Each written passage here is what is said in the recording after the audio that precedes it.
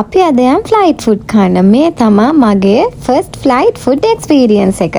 අපි ගියේ ශ්‍රී Lankan airlines වල. අපි උදේ ෆ්ලයිට් එක හින්දා අපිට හම්බුනේ බ්‍රෙක්ෆාස්ට් එක. අපි දෙන්නේ ගිය හින්දා අපි ඔප්ෂන්ස් දෙකකින් ගත්තා, වෙජ් එකයි නන් වෙජ් එකයි. අපිට නන් වෙජ් එකට වෙස්ටර්න් ෆුඩ් හම්බෙයි කියලා ඒත් අපිට හම්බුනේ. එතකොට අපිට වෙජ් වලට හම්බුනේ පරාතා එක්ක තව මොනවා හරි කරීස් දෙක. බොන්න අරගත්තේ ඇපල් ජූස්. එහෙනම් අපි දැන් කාලා බලමු රස කොහොමද කියලා. මේ පරාතා එක නම් ඇත්තටම හරිම රසට තිබ්බා. හොඳ උණුවට මොනවා හරි කරීස් දෙකක් තිබ්බා. මික්ස් වෙජිටබල් කරි එකක් එක්ක අල මොනවා හරි එකක්.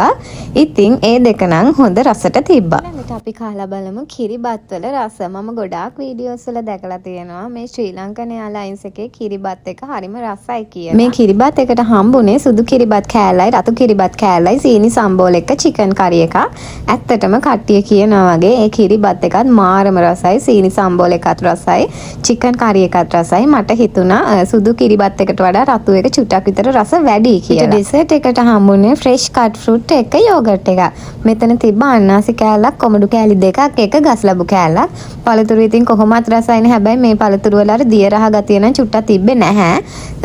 ඒකත් හොඳට තිබ්බා. ඒ වගේම යෝගර්ට් එක නම් ඉතින් සාමාන්‍යයෙන් මට මතක හැටියට කොත්මලේ යෝගර්ට් එකද කොහෙද තිබ්බේ. ඇත්තටම හරිම රසට තිබ්බා. ඒ හින්දා අපි නම් ඔක්කොම කාලා ඊළඟට අපිට කැමති නම් ටී ඕ කොෆි බොන්න පුළුවන්. අපි ගත්තා එක කොෆි එකක්. මේකට මම ක්‍රීම පැකට් 3ක් එක්ක සුගර් පැකට් 2ක් දැම්මා. එතකොට තමයි හරිම කොෆි රස. කොෆි එකත් බීලා අපේ ෆ්ලයිට් ෆුඩ් එක්ස්පීරියන්ස් එක ඔතනින් ඉවර වුණා. එහෙනම් අලුත් වීඩියෝ එකකින් හම්බෙමු. බයි.